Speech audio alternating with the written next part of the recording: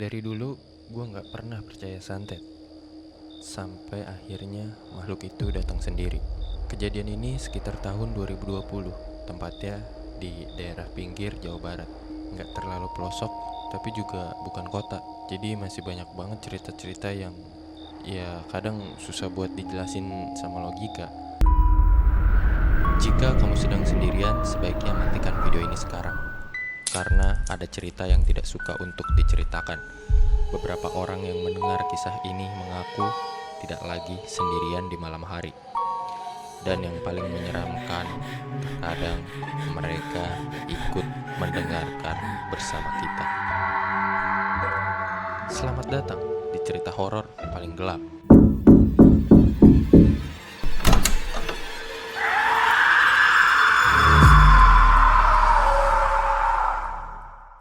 Jadi ini tentang teman gue, namanya kita sebut aja Rian. Orangnya santai, gampang ketawa, gak pernah punya masalah sama orang. Kerjaannya juga biasa aja, jualan online, kadang bantu orang tua di rumah. Hidupnya normal, sampai satu titik semuanya berubah. Awalnya itu sepele, dia sering ngeluh capek, padahal dia gak pernah kerja yang berat-berat. Terus mulai sering sakit perut. Gue sempet ngeledekin, lu kebanyakan rebahan kali. Dia pun cuman ketawa. Tapi lama-lama aneh, sakitnya gak konsisten. Kadang di perut, tiba-tiba pindah ke dada, terus ke punggung. Kayak ada sesuatu yang jalan di dalam badannya. Suatu malam, gue lagi nongkrong di rumah dia. Kita lagi ngobrol santai. Tiba-tiba dia diem, tangannya langsung pegang perut. Gue pun nanya, kenapa Yan? Dia cuman geleng kepala. Tiba-tiba dia muntah. Gua kira muntah biasa, tapi pas gua lihat ke lantai, gua langsung merinding. Yang keluar bukan makanan, tapi rambut. Rambut itu banyak banget keluar dari mulutnya. Gua langsung mundur. Ini apaan anjir? Rian juga sempat shock di situ. Dia sampai gemeter. Dari situ suasana berubah. Yang tadinya santai jadi serius. Besoknya keluarganya langsung bawa dia ke orang pinter, ustadz di kampung sebelah, yang katanya sering nanganin hal-hal yang kayak gitu. Pas diperiksa, ustadz itu langsung diem lama, kayak lagi ngerasain sesuatu. Terus dia bilang, ini bukan sakit biasa, ada yang kirim. Gua yang denger langsung merinding di situ. Kiriman apaan pak? Santet. Jujur ya, dari situ gue mulai gak enak. Karena kejadian-kejadian setelahnya makin gak masuk akal. Malam itu gue nginep di rumah Rian, karena dia udah mulai takut tidur sendiri. Sekitar jam 1 malam, rumah udah sepi banget, cuma lampu kamar yang nyala. Tiba-tiba ada suara. Suara itu pelan. Gue langsung nengok ke arah jendela. Lu denger gak? Rian langsung kaku di situ. Iya, dari tadi gue juga denger. Suara itu makin jelas. Gue pelan-pelan berdiri deketin jendela. Jujur, gue berharap banget itu kucing. Tapi pas gue buka sedikit tirai, seketika gue langsung beku. Di luar ada sesuatu tinggi, kurang lebih 2 meter.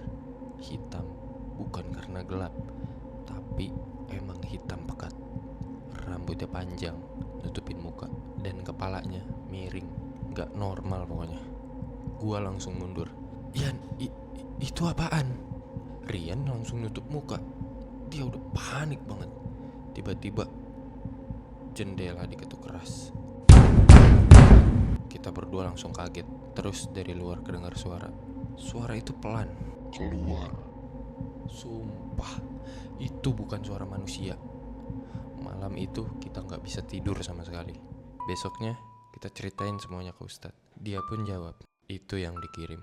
Kita pun bingung, maksudnya makhluk penjaga santetnya. Dari situ proses pengobatan dimulai setiap hari. Tapi anehnya, semakin diobatin, gangguannya bukan makin reda, malah makin parah. Rian mulai sering melihat makhluk itu. Kadang di dapur, kadang di kamar mandi, dan yang paling sering di cermin. Dia pernah cerita ke gue lagi cuci muka, terus di kaca dia berdiri di belakang gue. Padahal pas dia nengok, gak ada siapa-siapa. Gua mulai jarang ke rumah dia. Jujur, karena gue takut. Sampai suatu malam, Rian nelpon gue. Suaranya udah panik. Lu kesini sekarang, gua nggak kuat. Akhirnya gue pun datang. Pas gue masuk kamar, gue langsung ngerasa beda. Udara di dalam tuh berat, dingin, nggak karuan pokoknya. Rian duduk di kasur, mukanya udah pucat. Dia bilang, dia ada di sini. Gue langsung merinding di situ. Di mana? Rian pelan-pelan nunjuk ke bawah kasur. Gue nahan napas dan pelan-pelan gue jongkok.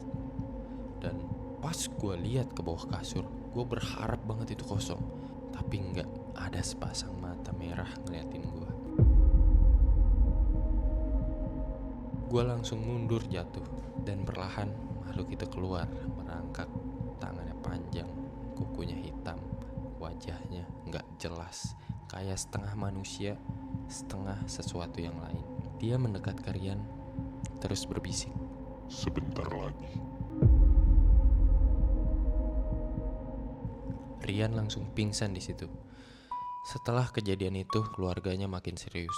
Banyak kiriman-kiriman ditemukan di halaman, di atap, bahkan di dalam kamar. Semua dibersihin, semua dihancurin.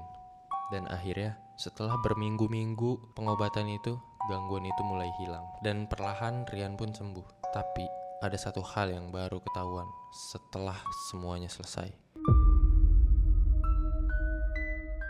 Yang ngirim itu bukan orang jauh, tapi orang yang sering datang ke rumah, sering senyum, sering ngobrol, orang yang selama ini kita anggap baik. Sejak saat itu, gue mulai ngerti satu hal. Kadang yang kita anggap cuma sakit biasa, bisa jadi ada sesuatu hal yang lagi pelan-pelan ngambil kita. Dan yang lebih seremnya lagi, kadang yang memulai semuanya bukan makhluk itu, tapi manusia. Jangan lupa subscribe, karena cerita horor berikutnya akan lebih menyeramkan dan selalu menghantui di sekelilingmu. Sampai jumpa.